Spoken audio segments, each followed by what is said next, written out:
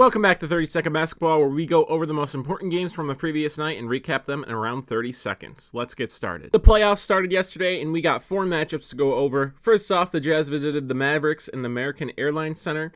Dallas, who was without Luka Doncic, would go on to lose 99-93 in a game that got close for Utah down the stretch.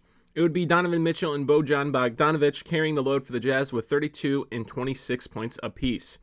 Rudy Gobert also had 5 points on just one shot attempt with 17 rebounds. Odd box score. Let me know your thoughts on that.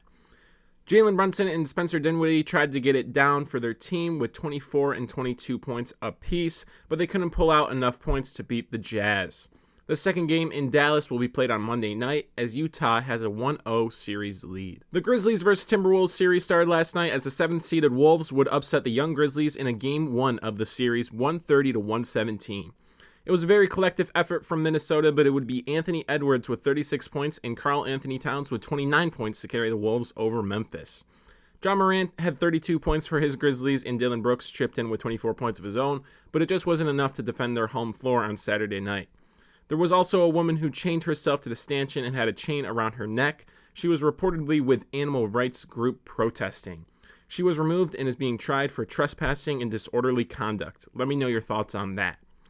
Game 2 will be back in Memphis as the Grizzlies will try and even the series 1-1. A series that a lot of people were predicting an upset in quickly got out of hand as the Raptors got crushed by the 76ers 131-111 in Philadelphia. It wasn't James Harden or Joel Embiid carrying the scoring load for the Sixers, but it was sophomore guard Tyrese Maxey putting up 38 points on 14 of 21 shooting.